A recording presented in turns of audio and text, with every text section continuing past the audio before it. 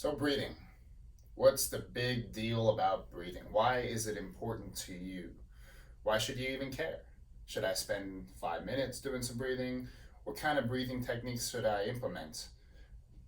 The answer to this question is going to be different for the goals you're trying to get from your breathing techniques. But one thing is for sure, everybody needs to implement some breathing practice one way or another. The trick is figuring out what kind of response do you want from the breathing practice that you're going to implement. So before we get into that, let's first understand what are we trying to do? What kind of responses can we get from different types of breathing techniques? Um, so to understand that, we have to briefly gloss over the autonomic nervous system and what that is. Without getting into all the little pieces of that, essentially the autonomic nervous system has two components: sympathetic and parasympathetic.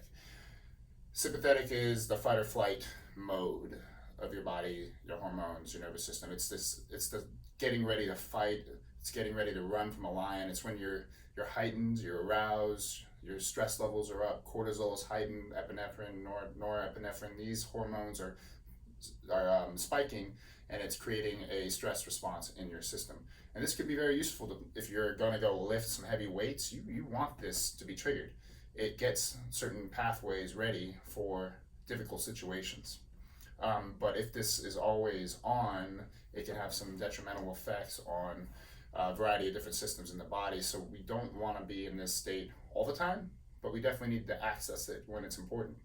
The next chunk is the parasympathetic, and this, you might guess, is the rest or digest phase. It's the calm, relaxed, recovery type of phase, and most people don't spend enough time in this framework because of the way the world is these days and all the stimuli coming around, from lights to technology to having children to your job to traffic to bad food to so many things, lack of exercise. People don't really access the parasympathetic side often enough, so they're always walking around in that aroused, high stressed level. And this is where implementing certain breathing techniques can have really, really positive effects on getting you into a more relaxed state. And I think that would be, for most people, the biggest benefit from implementing these things. So up here on the board are a few different types of techniques that I think fit into the different categories of sympathetic and parasympathetic. So if we were trying to attempt to get a heightened response, a stressed response from our body, let's say in the morning as we woke up, we would want to get that little bit of boost to get the day going. That's why we have coffee. It sort of stimulates that little bit of a stress cortisol spike. Wim Hof would be a technique you could use. This is essentially, there is a specific way of doing it, but in essence, it's hyperventilating on purpose to get your body in this state of, hey, arousal, I'm ready to go, let's fight that lion, let's go hunt and get our food, that kind of thing. So it would be breathing really deep in and out quickly.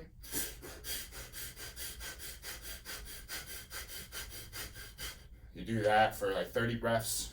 Breathe in really fast, hold your breath, breathe out really fast, hold your breath, and you do that for a few cycles. And what you get is a nice, interesting head high due to this over-oxygenation of your body. But in general, I would think, from my understanding, is it is a sympathetic trigger. So you might do that maybe on a walk in the morning before you're going to go lift, so that your body is a little more prepped and ready as far as your nervous system to handle the exercises you're going to do.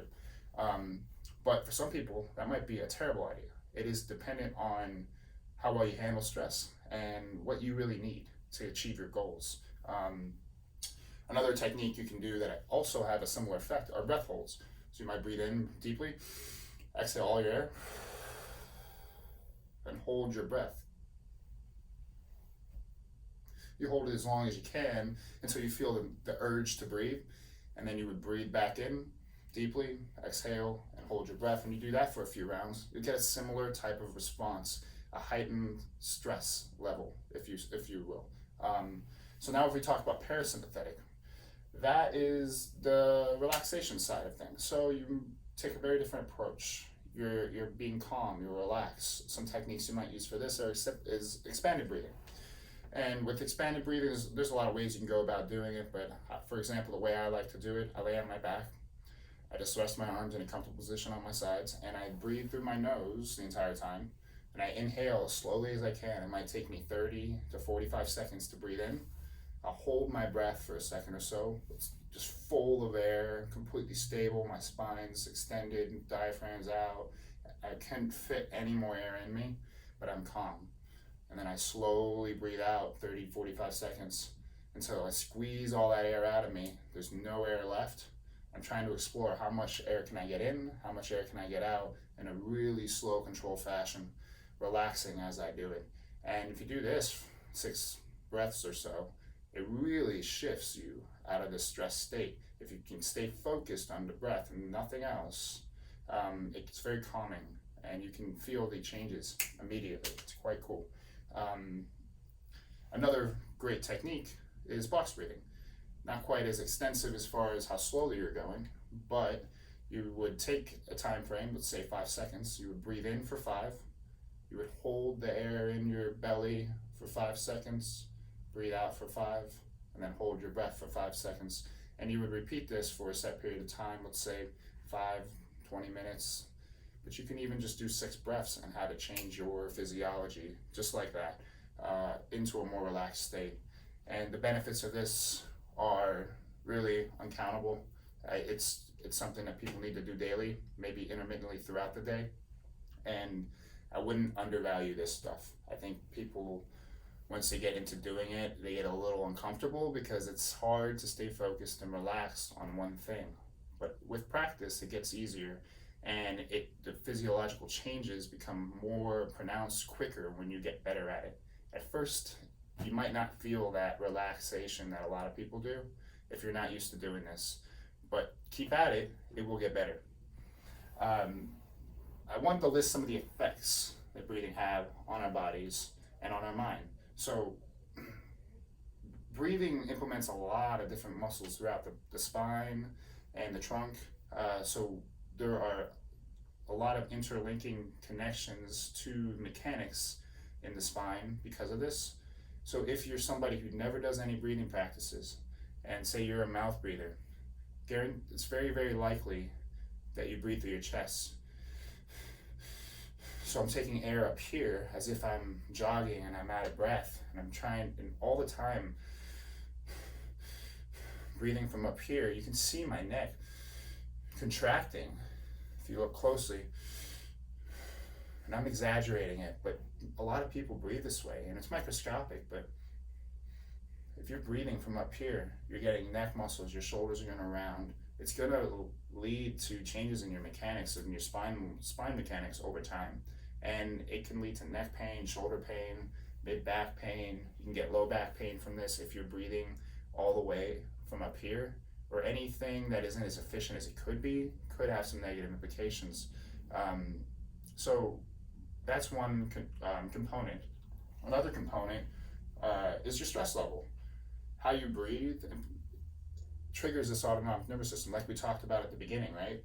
So if you're breathing quickly or shallowly through your chest, you're triggering your vagus nerve and other things to tell your body that it's in a stress state, which has a cascading effect of different hormones that are released to create this aroused state, higher heart rate. And if this is a regular thing all day, every day, the toll on the body is quite extensive, and it's not something to be taken lightly.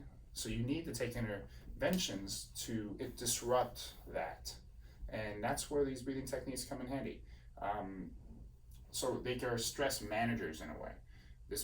The parasympathetic breathing techniques are ways of reducing stress. You might also see changes in things like performance or strength. If you choose to breathe a certain type of way during a lift, it actually will change the muscular participation during the lift. So say I'm doing a chest press, right? And if I exhale on the press like most people do on a bench press, versus inhale, what happens to the participation or the moment arm of the chest muscle is very different. And what that means is the strength of your chest muscles are going to change. If you breathe in when you're pressing versus breathe out, you'll be stronger if you breathe in on the press.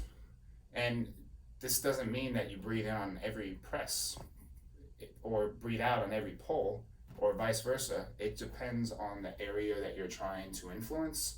So you have to know mechanics to know how to breathe in and out and when it might be the best to exhale, to inhale, or to hold your breath.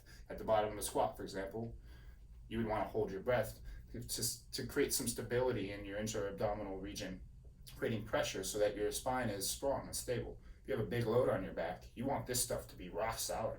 So holding your breath at the bottom where it might be hardest for the squat to stabilize your lumbar region would be a useful tool. So it is variant, but breathing has a big implication on how you're going to perform in athletics or in your lifts or in your workouts. And so knowing that is very useful.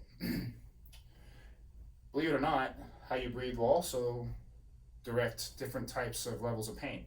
It's interesting because if I have lots of injuries, so if I spend, say I work out and I kind of overdo it and something's hurting, if I spend 5-10 minutes after the workout and I get into some expanded breathing and I calm myself down, the pain will diminish a lot of times. And if there's a chronic thing, it might not work. But if it's acute or it's just something that feels funky, maybe just spending 5 minutes doing some breathing and taking time to calm yourself, you might see an alteration in that pain state.